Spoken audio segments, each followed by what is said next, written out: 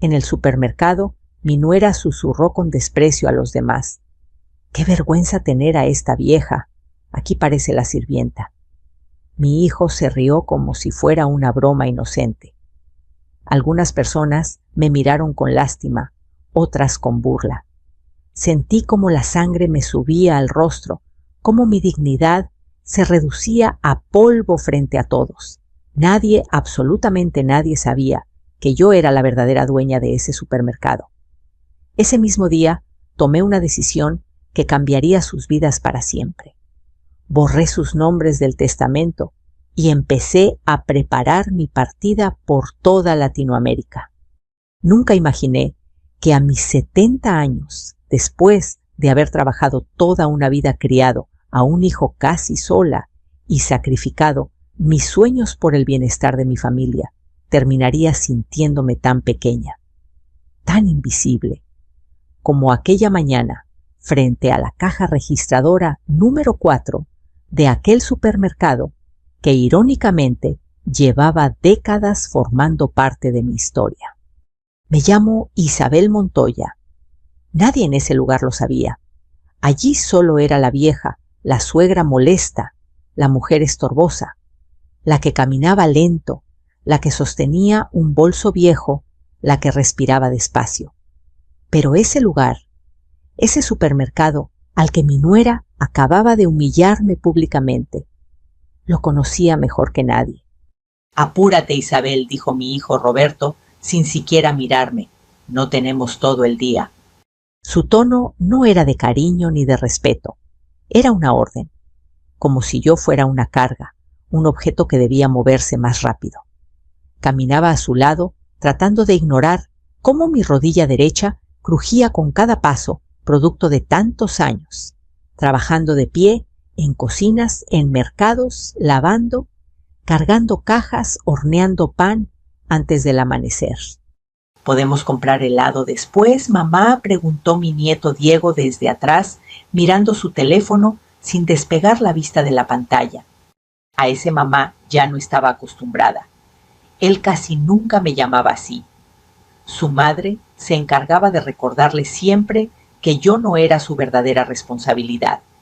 «Sí, mi amor», susurré aferrándome a esa pequeña chispa de esperanza que aún tenía. Compramos un poco más tarde, pero la chispa se apagaría muy pronto. Al llegar a la caja, la joven cajera me regaló una sonrisa sincera. «Buenos días, señora, ¿cómo está hoy?». Fue entonces cuando mi nuera Carla se adelantó un paso colocándose justo entre nosotras. «No le hables», dijo en voz baja, pero con intención. «Esa vieja es solo la sirvienta. Es una vergüenza traerla aquí». Mis manos comenzaron a temblar. Podía escuchar el murmullo de otras personas alrededor. Sentí las miradas clavarse en mi espalda como agujas.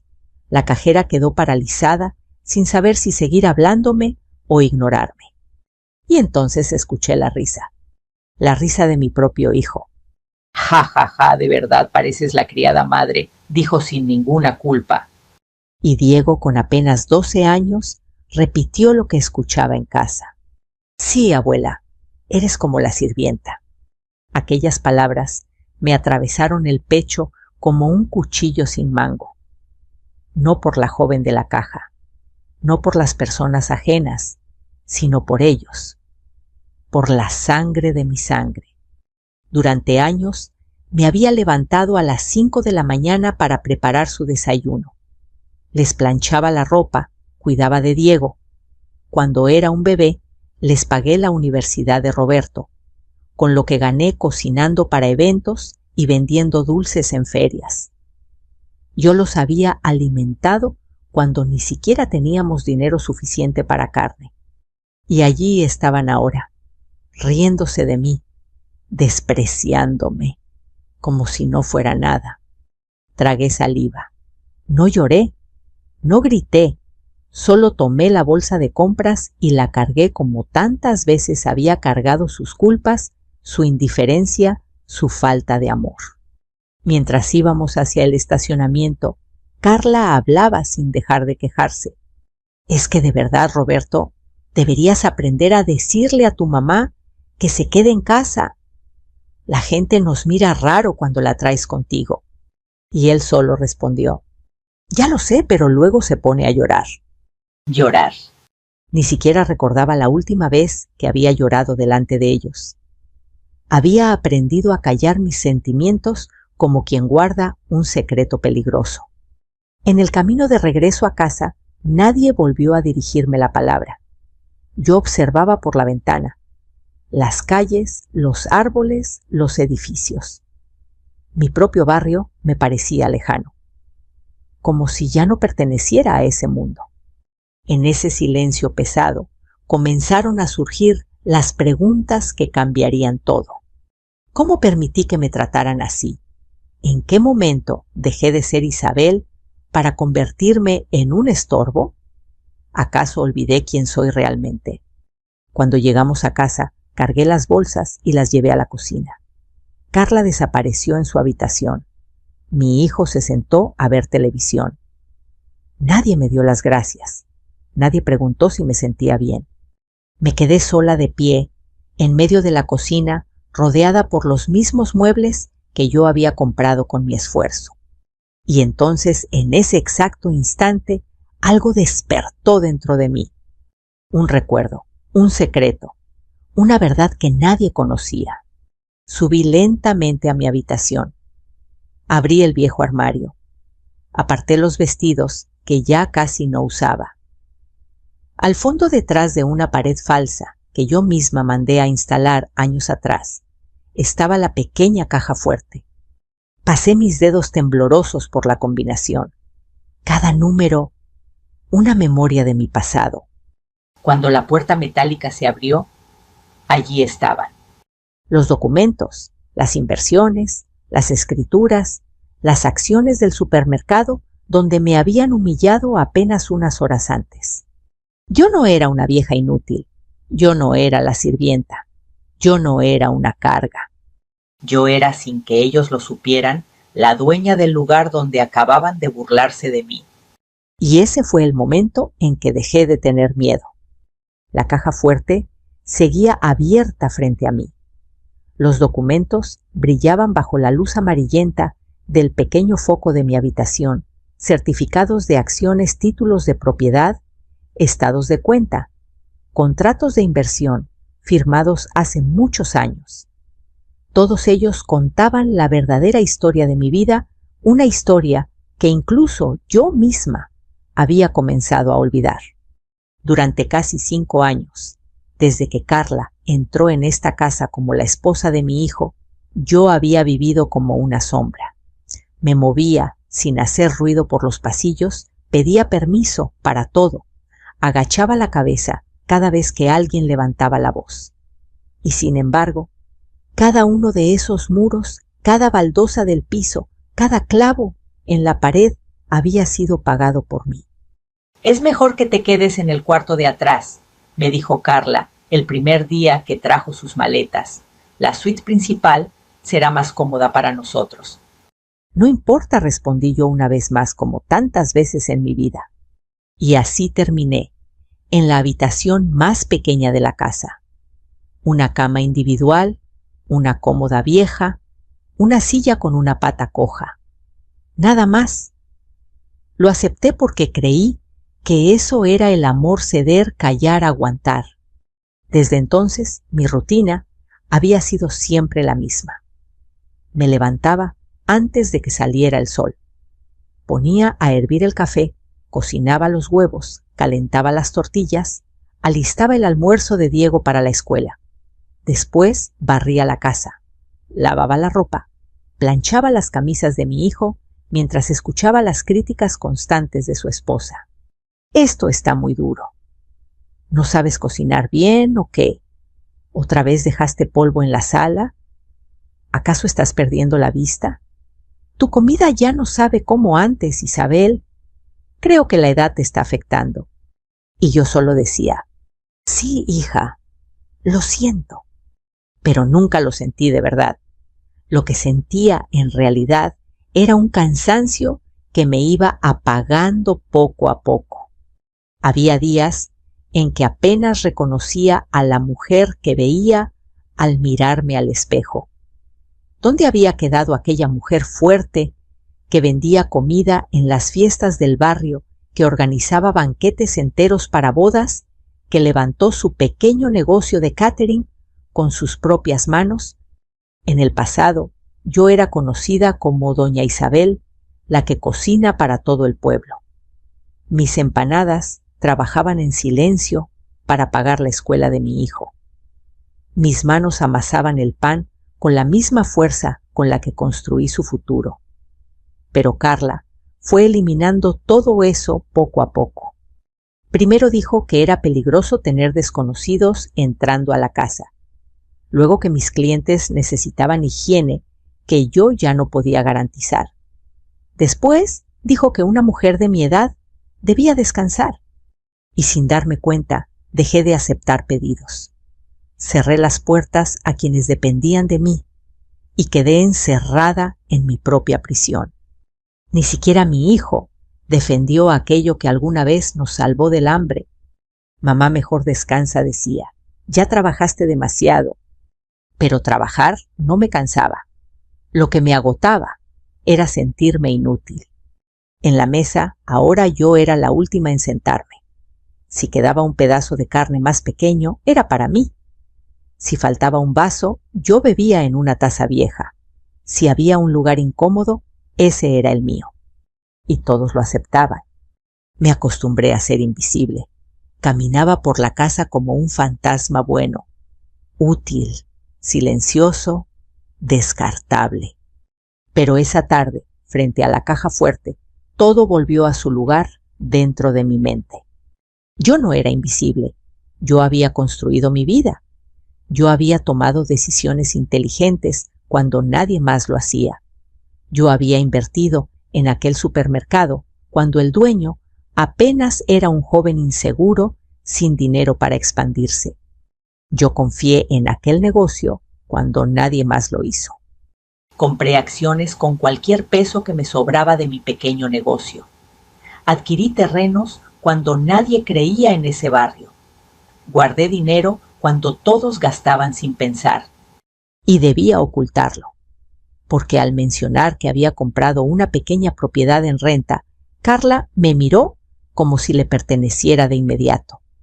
¿Y por qué no la vendes y nos das el dinero para la escuela de Diego?, propuso sin vergüenza alguna. Desde ese día comprendí que nunca podría mostrar mis cartas. Si ellos creían que no tenía nada, me dejarían en paz. O eso pensé. Pero estaban esperando algo más terrible. Estaban esperando mi final. Un escalofrío recorrió mi espalda. Cerré la caja fuerte con cuidado, como quien guarda un arma cargada. Me senté en la cama.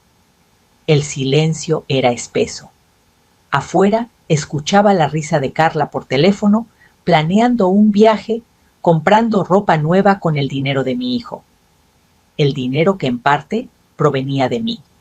Y de pronto lo entendí con absoluta claridad. No solo me habían quitado respeto, me habían robado mi dignidad, mi voz, mi historia. Pero todavía no habían ganado. Respiré hondo. Me levanté con una fuerza que creí perdida para siempre. Me miré al espejo y vi en mis ojos algo que no había visto en muchos años. Determinación. Ya no más, Isabel, susurré para mí misma. Y justo cuando decía esas palabras, escuché pasos subiendo lentamente las escaleras. Era Carla. Oye, vieja, dijo sin siquiera tocar la puerta. Se me olvidó decirte, mañana vienen mis amigas a tomar café. Báñate bien para que no apestes la casa. Y mejor ni aparezcas. Sí, qué pena que te vean. Me miró de arriba abajo con desprecio, convencida de que yo no tenía poder sobre nada. No respondí, solo la observé. Por primera vez no vi en ella a una mujer fuerte. Vi a una mujer pequeña, cruel, dependiente, completamente ignorante de quien estaba parada frente a ella. Y por primera vez en mucho tiempo sonreí, porque yo ya sabía lo que ella aún no podía imaginar. La puerta se cerró tras Carla con un golpe seco. Su perfume barato se quedó flotando en el aire invasivo como todo lo que ella hacía. Durante años, ese aroma había significado dominio, imposición, poder sobre mí. Pero aquella tarde ya no. Por primera vez no bajé la cabeza. Por primera vez sentí que algo había cambiado para siempre. Me acerqué nuevamente al armario. Aparté los vestidos viejos con una calma distinta. La caja fuerte seguía ahí silenciosa, fiel, guardando la verdadera historia de mi vida como una confidente paciente que había esperado décadas a que yo regresara. Giré el pequeño mando metálico. La combinación estaba grabada en mi memoria como un tatuaje invisible, la fecha en que Roberto nació. 14/05/1989. El clic de la cerradura sonó como un suspiro liberado. Dentro no solo había papeles, había decisiones, sacrificios, madrugadas sin dormir, había sueños aplazados y oportunidades que yo misma me había dado cuando nadie más lo hizo. Saqué el fajo de documentos del supermercado. Ahí estaba el nombre, Supermercado La Esperanza, fundado hacía 30 años por don Ernesto, un hombre noble al que yo alimenté cientos de veces con mis guisos cuando apenas podía pagarle el alquiler al local. Isabel, tú sí sabes trabajar, me dijo una vez.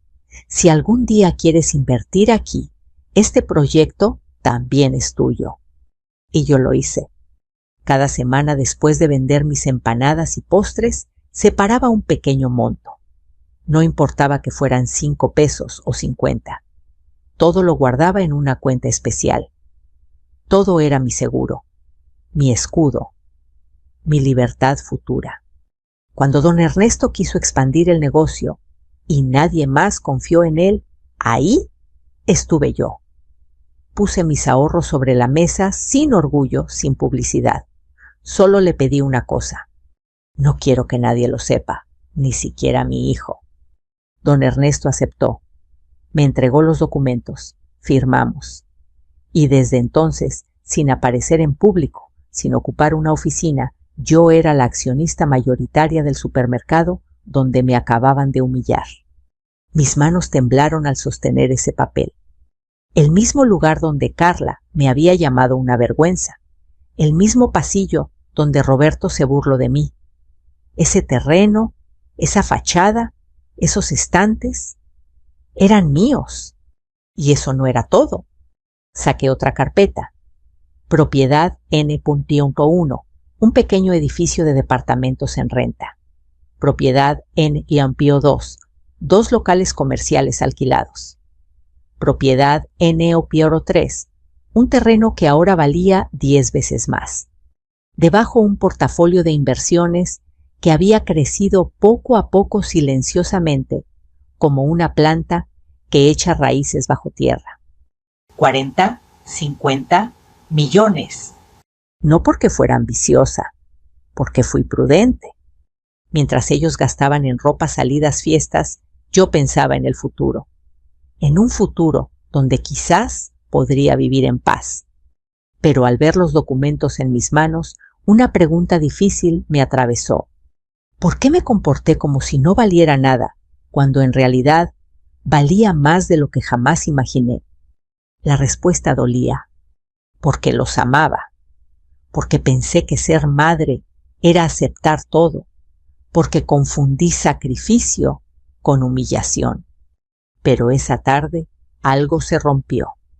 Me senté sobre la cama y cerré los ojos. Volví a verme joven, con un niño pequeño en brazos, prometiéndole que nada le faltaría. Lo cuidé cuando su padre nos abandonó. Lo protegí, lo alimenté, lo defendí del mundo. Y ahora ese mismo niño se reía de mí frente a extraños. Un nudo duro se formó en mi garganta. Pero no lloré. En vez de eso, saqué mi agenda vieja, la que ya nadie miraba, y marqué un nombre que hacía años no encontraba: licenciada Valeria Guzmán, abogada, una de mis pocas clientes del pasado. Había trabajado para ella cuando aún estudiaba Derecho. Contestó al tercer timbre. Bueno, Valeria, soy Isabel Montoya. Silencio, sorpresa. Isabel, Dios mío, pensé que se había mudado. ¿Cómo está? Miré los documentos en mis manos. Necesito su ayuda, y la necesito con discreción absoluta. Su tono cambió al instante. Se volvió serio. Dígame cuándo la veo y llego. Quiero reunirme mañana temprano. Hay cosas que debo cambiar. Mi testamento, mi vida, mi destino. Ahí estaré, respondió sin dudar. Colgué el teléfono. Y en ese instante sentí algo que no sentía desde hacía más de 20 años. Control. Respiré profundamente. El aire entró en mis pulmones como si fuera nuevo, como si hasta ahora solo hubiese estado sobreviviendo sin realmente vivir. Afuera escuchaba la voz de Carla masterizando su mundo falso. Claro que él me ama. Sin mí no es nadie. Sonreí levemente. Tú tampoco eres nadie sin mí, pensé, y muy pronto lo entenderías. Pero demasiado tarde. Guardé cada documento de nuevo en su lugar. Cerré la caja fuerte. Pasé mi mano por la fría superficie metálica. Gracias, le susurré como a una vieja amiga. Al salir del cuarto, caminé más erguida, más firme, más segura. Podía sentir las miradas extrañadas a mi alrededor. ¿Qué te pasa?, preguntó Roberto con aburrimiento. Pareces distinta. Lo miré con dulzura, pero también con una verdad nueva en mis ojos. Nada, hijo, le respondí. Solo estoy recordando quién soy. Y en ese momento, sin que él lo notara, empezó el verdadero final de su comodidad. Esa noche casi no dormí. No porque tuviera miedo, sino porque por primera vez en años mi mente estaba despierta de verdad. Cada recuerdo, cada humillación, cada sacrificio volvió a mi memoria como si alguien hubiera encendido una luz en un cuarto que había estado oscuro demasiado tiempo. Escuchaba los ruidos de la casa, la televisión encendida en la sala, las risas falsas de Carla, el sonido de los cubiertos chocando contra los platos. Todo seguía igual para ellos. Pero mi mundo ya no era el mismo. Me senté en el borde de la cama. Miré mis manos arrugadas, sí, pero también manos que habían levantado familias, negocios, hogares. Manos que habían creado un imperio silencioso mientras otros me miraban con desprecio. En ese silencio nocturno, una idea comenzó a tomar forma. No era venganza inmediata, no era rabia descontrolada, era algo más frío, más calculado, más justo. Necesitaba saber qué pensaban de mí cuando creían que no estaba escuchando. Y al día siguiente, el destino me dio la respuesta sin que la pidiera. Eran alrededor de las 11 de la mañana cuando escuché la puerta principal abrirse. Carla había invitado a 2 de sus amigas mujeres tan superficiales como ella, Mariana y Sandra. Hablaban alto, sin respeto, creyéndose dueñas de la casa. Me quedé arriba fingiendo que estaba ordenando mientras ellas se sentaban en la sala, copas de vino en mano, riéndose como hienas. ¿Y tu suegra?, preguntó una de ellas. ¿Sigue viviendo aquí? Carla soltó una risa burlona. Desgraciadamente sí. Se pega como una plaga. No sé cómo deshacerme de ella. Mi corazón dio un fuerte latido, pero me mantuve quieta. No podía irme. Necesitaba escuchar la verdad completa. ¿Por qué no la metes en un asilo?, dijo la otra. Ya está grande, ¿no? Mi nuera suspiró exageradamente. Estamos esperando a que se muera primero, dijo sin ninguna vergüenza. Seguro tiene un poco de dinero escondido. No creo que tanto, pero algo debe haber. Y cuando se vaya, eso será nuestro. Las palabras me helaron la sangre. No hablaban de mí como persona. Hablaban de mí como de un problema, que se esperaba que desapareciera. ¿Tu marido está de acuerdo?, preguntó Mariana. Roberto sabe. No le gusta decirlo en voz alta, pero sabe que es lo mejor. A veces hasta dice que sería un alivio despertarse y que ya no esté. Sentí que el mundo se detenía. Roberto, mi hijo, mi niño. El mismo al que cargué en brazos cuando tenía fiebre. El mismo al que alimenté cuando nadie más quería ayudarnos. El mismo por el que trabajé hasta que mis huesos crujieron. Ahora esperaba el día de mi muerte para sentirse aliviado. Mis piernas casi no me sostenían. Me sujeté de la baranda, respiré profundamente. Si bajaba en ese instante, si enfrentaba a Carla, todo podía arruinarse. Debía ser fuerte. Debía usar mi silencio como arma, tal como lo había hecho toda mi vida. Solo que esta vez para salvarme a mí misma. Además, continuó Carla, mientras tanto nos sirve de sirvienta gratis. Lava, cocina, cuida al niño. ¿Por qué desperdiciar esa ayuda? Las tres rieron. Yo cerré los ojos. Mis manos apretaron la madera con fuerza. No sentía dolor, no sentía tristeza. Sentía algo mucho más poderoso. Claridad. En ese momento supe que ya no podía permitir un solo día más bajo ese techo. Ese mismo día, después de que sus amigas se fueron, bajé como si nada hubiera pasado. Me puse a cortar verduras en la cocina. Carla me observaba con su típica cara de superioridad. Van a venir unos amigos de Roberto este fin de semana, dijo. Tienes que limpiar bien el patio, que no se note que vive una vieja aquí. No respondí, solo asentí levemente. Por dentro algo ya había decidido su final. Aquella misma tarde salí a dar un paseo.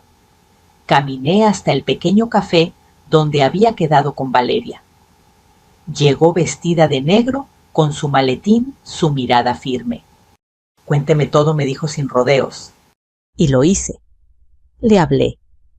De la humillación, de la casa, de las conversaciones que había escuchado, de mis bienes, de mi miedo, pero sobre todo de mi despertar. Valeria no se sorprendió. Tomó notas con calma. Lo que está viviendo Isabel tiene un nombre: abuso emocional y económico. Pero también tiene una solución legal muy clara. Quiero sacarlos de mi vida, le respondí.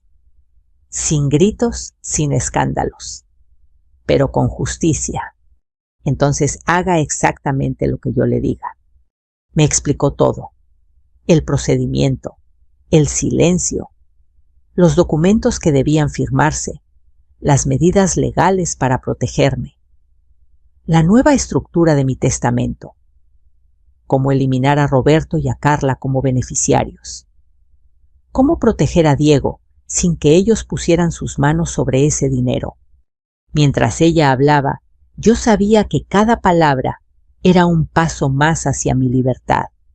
Cuando termine esto, le dije suavemente: quiero irme, conocer el mundo, vivir. Y ella sonrió. Será un gusto ayudarle a renacer. Volví a casa en silencio. Todo parecía exactamente igual, pero en cuestión de días nada volvería a serlo. Esa noche, mientras ellos dormían, miré el techo de mi pequeño cuarto y susurré una promesa que nadie pudo escuchar. Ya no soy su víctima, ya no soy su criada, ya no soy su sombra. Ahora, yo soy su consecuencia. Los días siguientes pasaron como un largo suspiro contenido. Por fuera, todo seguía igual. Mis manos continuaban lavando los platos, barriendo los rincones, doblando la ropa de mi hijo, preparando la comida, que Carla casi nunca agradecía.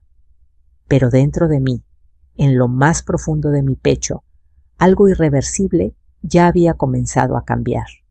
Ahora cada movimiento tenía un propósito, cada paso una intención secreta, cada silencio una decisión.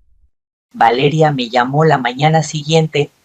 Ya empecé a trabajar en los documentos. Quiero que nos veamos hoy en la oficina. Esto debe hacerse con absoluta precisión. Le respondí con voz firme. Iré esta tarde. Inventé una excusa simple cuando Carla preguntó: ¿A dónde vas ahora? A caminar un poco. Me duele la espalda. No tardes, respondió sin siquiera mirarme. Si supiera. Caminé por el barrio como si nada, pero cuando doblé la esquina tomé un taxi. El chofer me miró por el espejo retrovisor. ¿A dónde la llevo, señora? A recuperar mi vida, murmuré, y luego le di la dirección de la oficina de Valeria. La abogada me recibió con una seriedad que me hizo sentir respetada.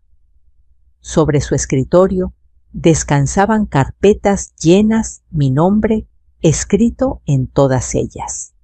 Aquí está todo, dijo. Su testamento original. Y el nuevo. Lo tomé con manos temblorosas. Durante años había pensado que dejarle todo a Roberto era lo más justo, natural, correcto. Pero ahora veía ese papel con otros ojos. Comprendía que la sangre no siempre implica amor, ni la maternidad garantiza respeto. Valeria continuó hablando. En este nuevo documento, usted elimina completamente a su hijo Roberto como beneficiario. Carla tampoco aparece en ninguna parte. En su lugar, hemos creado un fideicomiso para su nieto Diego, al que solo podrá acceder cuando cumpla 25 años.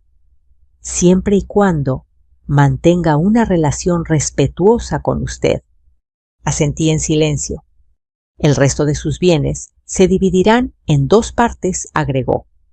Una para donaciones a mujeres mayores víctimas de abuso familiar.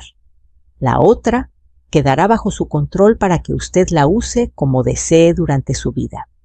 Sentí algo parecido a alivio, justicia, paz.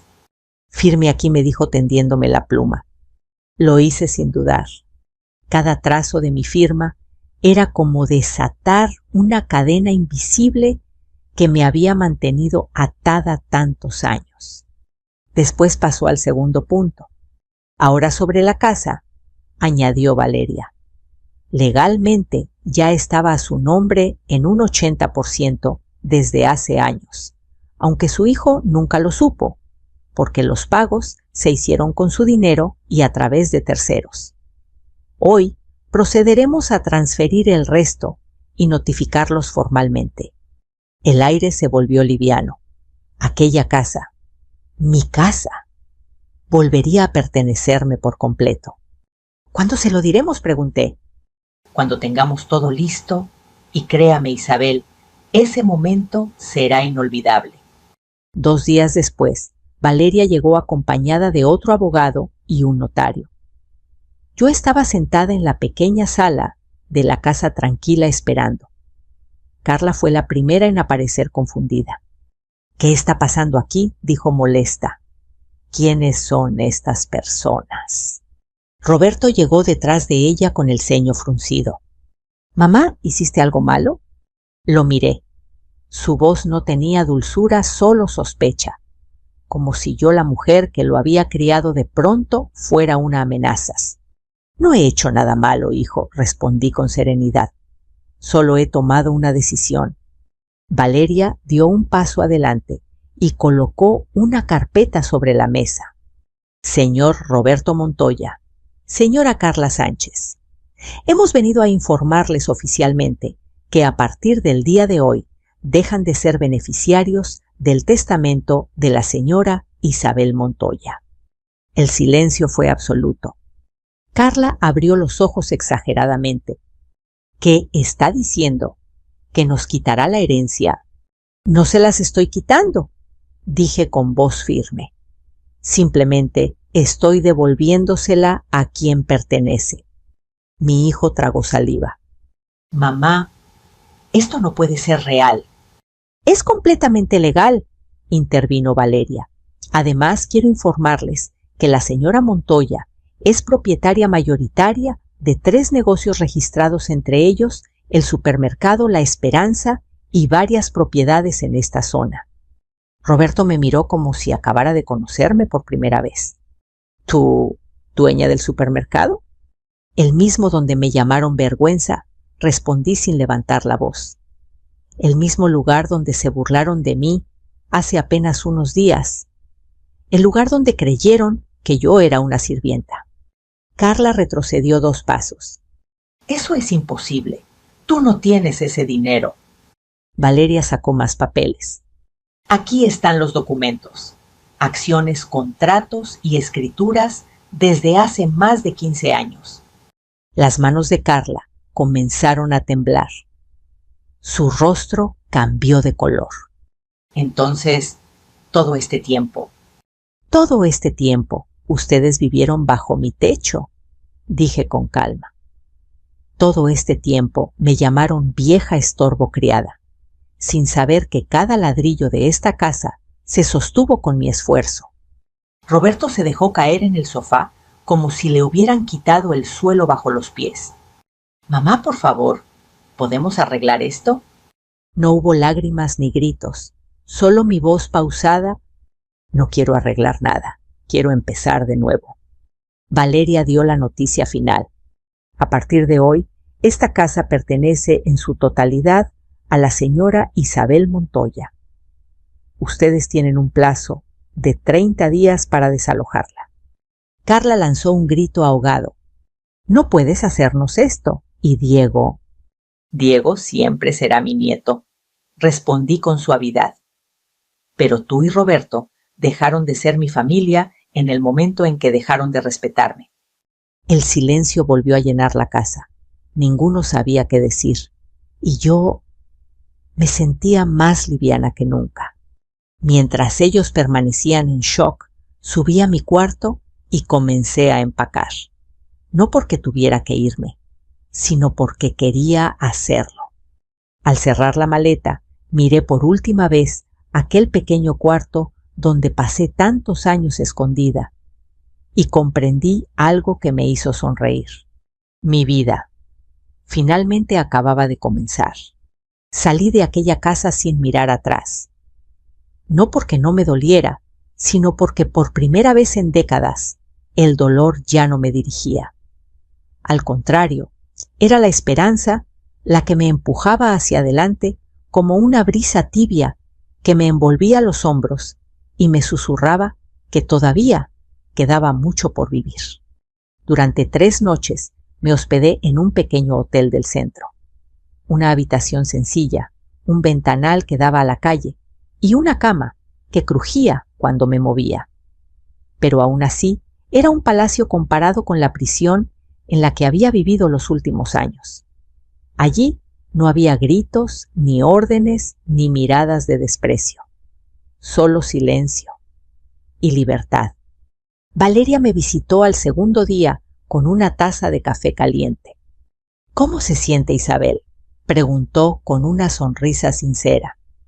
Pensé un momento antes de responder, como si hubiera vuelto a respirar después de estar bajo el agua demasiado tiempo. Y era verdad. Pasamos varias horas revisando documentos, organizando cuentas, cerrando antiguos registros que ya no necesitaba y abriendo otros nuevos para la vida que estaba a punto de comenzar. Mi fortuna, esa que nadie imaginó, jamás, estaba ahora ordenada clara bajo mi propio control. No necesitaba tanto dinero. Mi intención nunca fue acumular más. Solo quería usarlo para algo que valiera la pena. Quiero viajar, le dije con decisión. Quiero conocer Latinoamérica. He pasado toda mi vida encerrada en esta misma calle. Quiero ver el mundo con mis propios ojos antes de que ellos se me cierren. Valeria asintió. Y lo hará, más cómoda que nunca además. A la semana siguiente ya estaba en un avión rumbo a Colombia. Era la primera vez que viajaba sola. La ventanilla mostraba nubes, montañas, ciudades que parecían pequeños juguetes vistos desde el cielo. Sentí mariposas en el estómago como una niña a punto de descubrir algo por primera vez.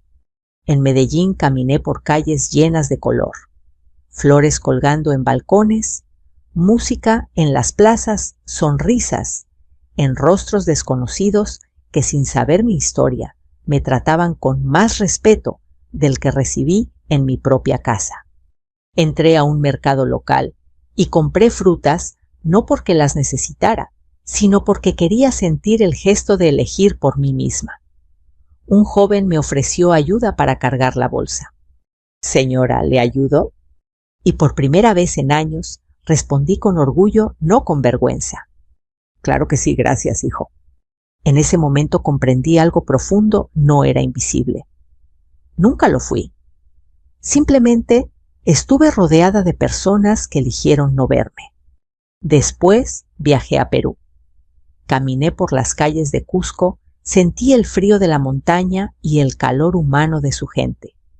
Visité un pequeño comedor donde una anciana preparaba sopa tradicional. Me senté a su lado y sin palabras entendí que compartíamos algo más que la edad. Dos mujeres que habían sobrevivido al silencio. En Chile observé el Océano Pacífico. Sus olas rompían contra las rocas con la misma fuerza que ahora sentía dentro de mí. Lloré un poco allí frente al mar, pero no de tristeza. Lloré por todo lo que me había perdido y por todo lo que ahora al fin estaba viviendo. Escribí en un pequeño cuaderno cada experiencia, cada sabor, cada rostro amable, cada amanecer. Era como recuperar pedazos de una joven Isabel que creyó que su vida había terminado cuando su esposo la abandonó, cuando en realidad apenas estaba comenzando. No todo fue lujo. No quería una vida de excesos. Preferí pequeños hoteles con balcones, comidas sencillas, personas reales. Quería vivir como siempre había soñado, tranquila, libre y rodeada de verdad. Y en medio de ese viaje ocurrió algo inesperado. Una tarde, mientras tomaba café en una plazoleta de Buenos Aires, escuché a una mujer llorando en la mesa de al lado. Era mayor. Sus manos temblaban al sostener la taza. Mi hijo me sacó de casa, sollozaba. Dice que ya no sirvo para nada. Aquellas palabras atravesaron mi corazón. Me acerqué sin pensar. Señora, le dije suavemente, usted no está sola. Y en ese instante se formó una conexión. Empezamos a hablar. Me contó su historia, tan parecida a la mía y al mismo tiempo diferente. Me di cuenta de que no era la única, que había muchas, demasiadas mujeres mayores viviendo en la sombra de la ingratitud de sus propios hijos. Aquella noche, en la habitación del hotel, tomé una decisión. Marqué el número de Valeria. Quiero crear una fundación, le dije con voz firme. Un lugar para mujeres como yo, mujeres que fueron olvidadas por sus propias familias. Quiero que sepan que aún tienen valor. Valeria guardó silencio unos segundos. Eso es exactamente lo que necesita este mundo, Isabel. Pasaron los meses. Mi rostro volvió a tener color, mis ojos luz. Caminaba sin encorvarme, reía sin pedir permiso. Me hacía fotos frente a monumentos, en parques, en cafés. Sonreía, de verdad. Y en cada lugar donde iba, dejaba un pequeño gesto, una donación anónima, una mano en el hombro, una palabra de aliento, una promesa. Yo, que había sido llamada vieja vergüenza, ahora era una mujer libre, atravesando continentes con la cabeza en alto. Y mientras el avión me llevaba rumbo a mi siguiente destino, Panamá, entendí que lo que había perdido en un supermercado no fue mi dignidad, porque mi dignidad siempre estuvo ahí. Lo que ocurrió ese día fue que la recuperé. Pasaron 6 meses desde aquella mañana en el supermercado. 6 meses desde que escuché a mi nuera llamarme vergüenza frente a extraños. 6 meses desde que supe, con una claridad que dolía, pero también liberaba, que mi vida necesitaba un cambio definitivo. Mientras tanto, muchas cosas habían sucedido en silencio, lejos de mí, en la misma casa que una vez llamé hogar. Valeria me mantenía informada solo cuando era necesario. No para alimentar rencores, sino para cerrar capítulos con la mayor dignidad posible. Roberto perdió su trabajo. Sin mi respaldo económico oculto, comenzaron a acumularse las deudas. Él, que creyó que todo siempre estaría allí, descubrió demasiado tarde que el suelo bajo sus pies no era tan firme como pensaba. Carla, al ver que no había herencia millonaria, ni casa, ni propiedades esperando por ella, cambió de actitud de inmediato. «No firmé para vivir en la pobreza», le gritó una noche, según me contó una vecina. Semanas después pidió el divorcio. Roberto se quedó solo en aquella casa, en mi casa en la que yo le había dado todo, y ahora él no tenía nada, nada más que el eco de sus decisiones. Pero la soledad no fue su castigo más grande. Su verdadero castigo fue la culpa. Mamá, me escribió en un mensaje que tardé días en abrir. Rezo todos los días para que algún día puedas perdonarme. Te fallé como hijo. Ahora entiendo todo lo que hiciste por mí. Leí esas palabras bajo la sombra de un árbol en un parque de Costa Rica, donde el viento olía a flores salvajes. No lloré. Tampoco respondí de inmediato. Ya no necesitaba sus disculpas para seguir adelante. Había aprendido que algunas heridas no se sanan volviendo atrás, sino aprendiendo a caminar hacia otra dirección. Quien sí volvió a buscarme fue Diego. Mi nieto había crecido rápidamente en esos meses. Su voz ya no era la de un niño, sino la inquieta y sincera de un joven que empezaba a entender el mundo. Abuela, ¿estás bien?, me preguntó un día a través de una videollamada. Detrás de mí se veía el paisaje de una pequeña cabaña frente al mar. Estoy mejor que nunca, mi amor. Papá dice que quiere hablar contigo, agregó tímidamente. Pero yo no le dije dónde estás. Sentí una calidez profunda en el pecho. Gracias. Hubo silencio. Abuela, quiero pedirte perdón, dijo sin rodeos. Yo también me reí. Yo también fui cruel contigo. Mi corazón tembló, pero no de dolor sino de esperanza, porque a diferencia de su padre, él sí entendía. Lo sé, Diego, respondí, y lo único que quiero de ti es que nunca olvides esto, nunca jamás trates a nadie como te enseñen otros, sino como tu corazón te diga que es correcto. Asintió con lágrimas en los ojos. ¿Puedo verte algún día? Sonreí. Cuando estés listo para venir por las razones correctas, aquí estaré. Ese mismo día, confirmé mi decisión de mantener el fideicomiso para él, porque no solo heredaría dinero, heredaría conciencia. Mientras tanto, mi fundación comenzó a funcionar. Mujeres mayores llegaban a nosotros como si hubieran escuchado un llamado invisible. Algunas habían sido excluidas, otras olvidadas, otras maltratadas como yo. Yo no les daba solo ayuda, les devolvía algo mejor. Les devolvía la idea de que aún eran valiosas. Una tarde, una mujer me tomó la mano mientras caminábamos por un jardín comunitario en Panamá. Gracias por no olvidarnos, susurró. Yo cerré los ojos y en lugar del dolor sentí gratitud. Mi historia ya no era solo mía, era de ellas, era de todas.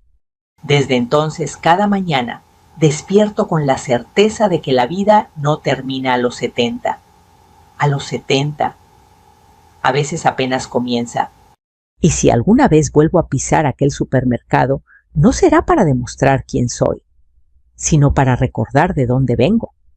Porque el día que me llamaron vergüenza, encontraron sin saberlo a una mujer que iba a renacer. Ahora te hablo a ti que estás escuchando mi historia. Tal vez también has sido humillado. Tal vez también sentiste que no valías nada. Tal vez alguien te hizo invisible. Pero dime, ¿qué harías tú si estuvieras en mi lugar? ¿Desde qué ciudad me estás escuchando hoy? Déjamelo saber en los comentarios. Y si quieres seguir escuchando historias de mujeres que renacen de familias que chocan con la verdad y de vidas que encuentran su justicia, suscríbete al canal y acompáñame en este viaje. En el funeral de mi hijo, mi nuera no apareció. Las campanas de la iglesia sonaron como si cada golpe fuera directo a mi pecho, pero ella, la mujer que juró amarlo hasta la muerte, no estaba allí. Mientras yo sostenía entre mis manos temblorosas la foto de mi niño, vi en mi celular algo que me heló la sangre, una imagen suya en la playa, con un vestido ligero, una copa en alto, riendo bajo el sol de Cancún. Y justo cuando mi corazón parecía romperse en 1000 pedazos, recibí un mensaje que decía: «Mamá, ven a casa ahora mismo, no le digas a nadie». El mensaje venía de mi hijo. El día del funeral amaneció gris, como si el cielo también llevara luto por Andrés. Una llovizna fina caía sobre las calles empedradas de nuestro viejo barrio, mientras yo caminaba hacia la iglesia apoyándome en el brazo de mi hermana. Las flores blancas sobre el ataúd parecían demasiado puras para un dolor tan oscuro, y cada paso que daba hacia el altar me pesaba, como si caminara sobre piedras calientes. Los vecinos, los amigos de la infancia de Andrés, algunos excompañeros de trabajo, todos estaban allí. Conté uno por uno los rostros conocidos. 27 personas habían venido a despedirse de mi hijo. 27 almas solidarias en un mundo que de pronto se sentía demasiado vacío. Lo único que faltaba era ella, Camila, mi nuera, la mujer que mi hijo había elegido. 8 años de matrimonio, 8 años de cenas familiares de cumpleaños, de navidades, compartidas de abrazos, que yo creí sinceros. La miré sin verla tantas veces pasar por esa misma puerta. Y ahora, en el día más triste de mi vida, esa puerta permanecía cerrada para ella. Tal vez está en camino, me decía una y otra vez, tratando de engañar a mi propio corazón. Tal vez el tráfico, tal vez un retraso, tal vez el dolor es demasiado grande para llegar sola. Pero las campanas volvieron a sonar. El sacerdote comenzó a hablar. La misa avanzó y Camila no llegó. Antes de continuar, déjame preguntarte algo. ¿Alguna vez has esperado a alguien que jamás volvió? Si esta historia ya está tocando tu corazón, te invito a suscribirte al canal y dejar en los comentarios desde qué ciudad de México nos estás escuchando. A veces saber que no estamos solos en el dolor hace toda la diferencia. Me senté en el banco de madera, sintiendo cómo la humedad se colaba por mi abrigo negro. Mis manos sostenían el rosario de mi madre, ese que ella me dio antes de morir, y que siempre llevo conmigo cuando necesito fuerzas. Cada cuenta entre mis dedos era una súplica silenciosa, que todo fuera un error, que Andrés apareciera vivo, que esta pesadilla terminara. El sacerdote comenzó a hablar de su infancia, de cómo Andrés fue un niño generoso, sonriente, siempre dispuesto a ayudar a quien lo necesitara. Cada palabra era como un cuchillo suave, cortando despacio mi recuerdo. Yo veía al pequeño de 7 años, corriendo por la casa con las rodillas raspadas y la risa contagiosa. Lo veía abrazarme después de la escuela diciéndome: «Mamá, algún día te compraré una casa grande». Nunca imaginé que ese mismo niño terminaría en una caja de madera frente a todos, mientras la mujer que lo acompañó en vida levantaba una copa en algún lugar lejano. Durante la ceremonia escuché murmullos a mi alrededor. «¿Dónde está su esposa?», susurró una mujer detrás de mí. «Qué raro que no haya venido», respondió otra. Esas palabras eran pequeñas agujas clavándose en mi espalda. Bajé la cabeza, apreté los labios y cerré los ojos. No quería gritar. No quería llorar más. No quería que nadie viera cómo la vergüenza comenzaba a mezclarse con el duelo dentro de mí. Al terminar la misa, caminé sola hacia el ataúd. Coloqué sobre él una carta que le había escrito esa misma madrugada cuando el sueño no quiso visitarme. En esa hoja le prometía que lo amaría siempre, que su recuerdo viviría en mí, que trataría de seguir respirando aunque cada inhalación doliera. Adiós, hijo mío, susurré. Perdóname si fallé como madre.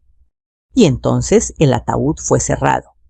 En el cementerio, la tierra húmeda golpeó la madera con un sonido sordo. Cada palada era como un latido que se apagaba. Yo permanecí de pie, inmóvil, sin llorar, ya porque las lágrimas se me habían terminado. Solo quedaba un hueco inmenso dentro de mí. Esperé hasta que todos se fueron. Me quedé sola frente a la tumba recién cerrada. El nombre de Andrés, grabado en la cruz de madera, parecía una mentira mal escrita.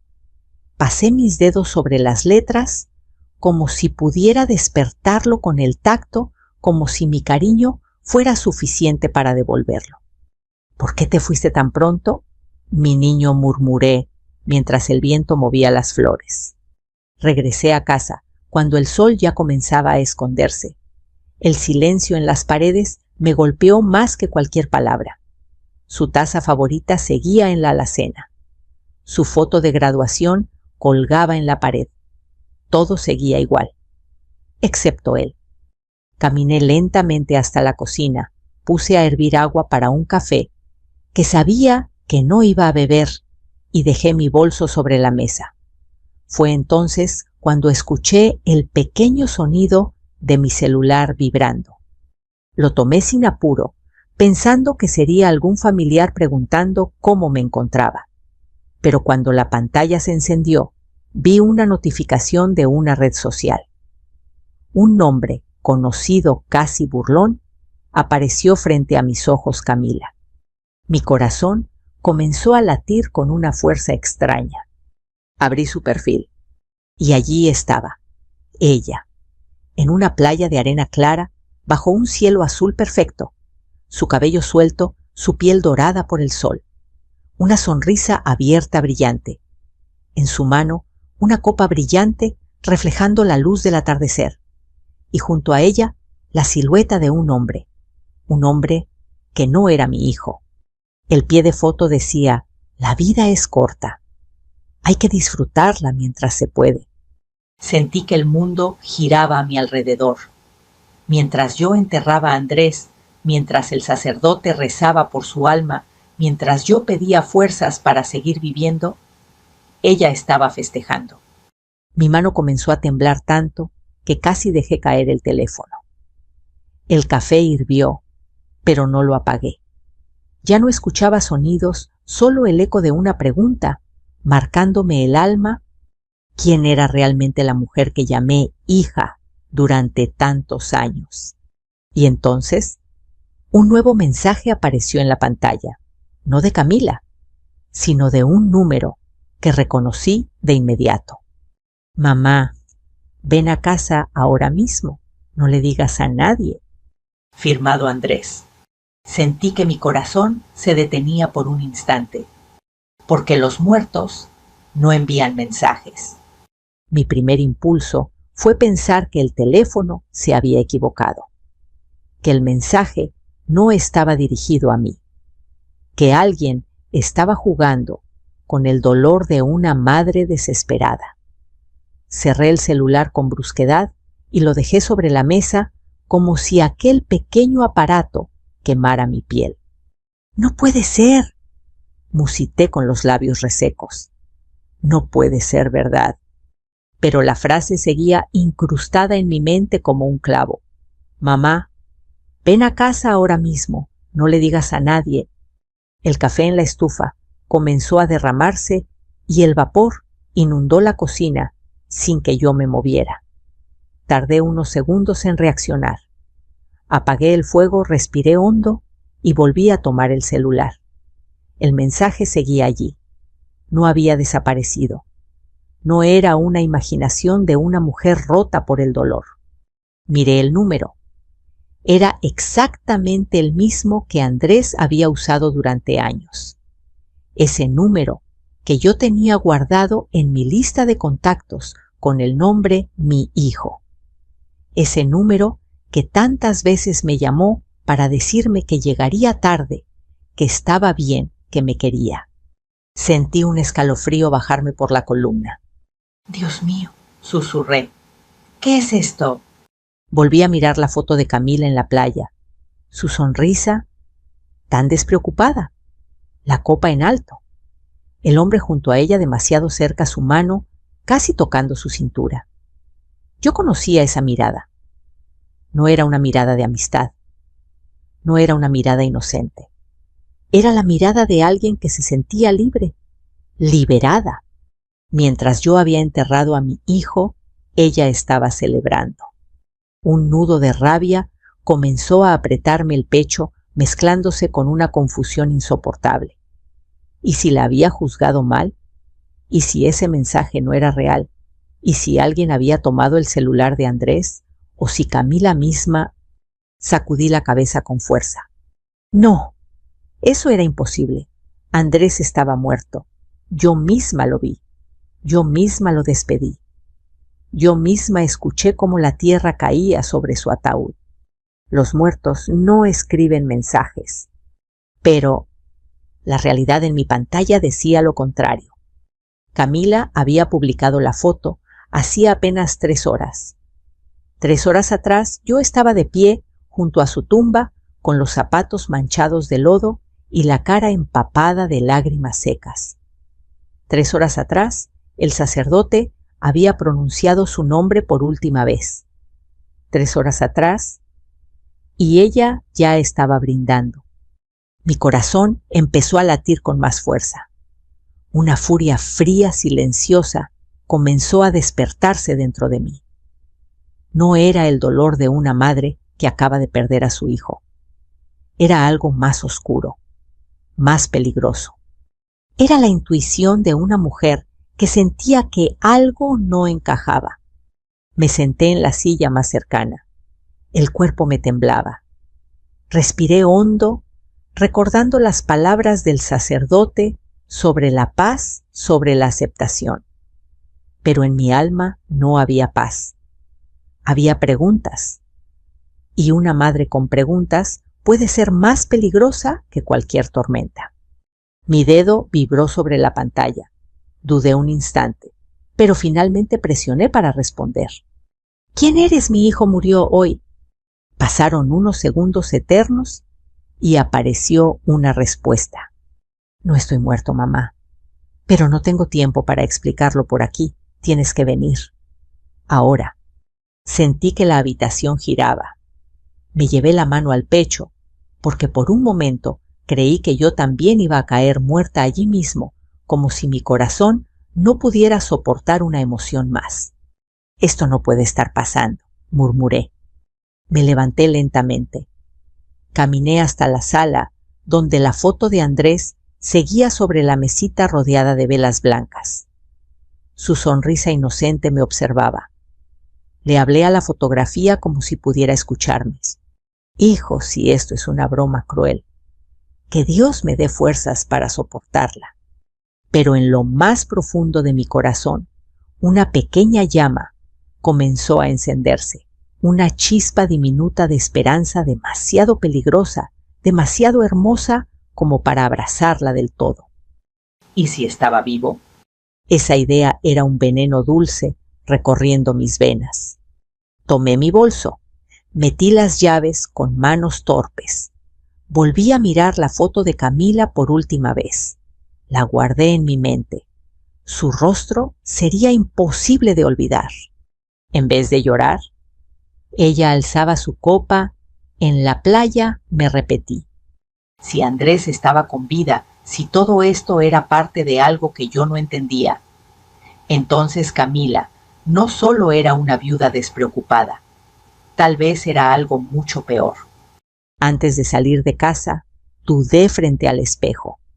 Mi reflejo me devolvió la imagen de una mujer mayor cansada, con ojeras profundas, el rostro marcado por el dolor de muchos años. Pero en mis ojos había algo nuevo, una luz distinta. No era solo tristeza, era determinación. Recordé la advertencia del mensaje: no le digas a nadie. Así que no llamé a mi hermana, no escribí a ninguna amiga. Solo tomé mis llaves y salí en silencio. La noche en Guadalajara estaba extrañamente tranquila. Las calles casi vacías. Las farolas iluminaban los adoquines húmedos, creando reflejos dorados sobre el pavimento. Subí al auto y mientras giraba la llave, mis manos temblaban sin control. Si estás jugando conmigo, Andrés, susurré. Perdóname, pero te voy a llevar conmigo al más allá. Empecé a conducir. Cada cuadra que avanzaba hacia su casa, el miedo se mezclaba con un deseo casi doloroso. Quería encontrar una explicación, cualquier cosa que me devolviera el sentido de la realidad. Mientras manejaba el celular, vibró otra vez. Otro mensaje. Estoy bien, pero no puedo salir. Hay personas que me buscan. Mamá confía en mí. Ven sola. Una parte de mí quería girar el auto y regresar a casa. Otra parte quería acelerar, romper las leyes, ignorar el miedo, ignorar la lógica y llegar lo antes posible. Recordé cuando era niño y corría hacia mí después de caer jugando fútbol. Yo siempre lo atrapaba. Siempre estaba ahí para él. Esta vez, él estaba llamando a su madre. Y una madre nunca ignora a su hijo, ni siquiera cuando el mundo entero dice que ya no existe.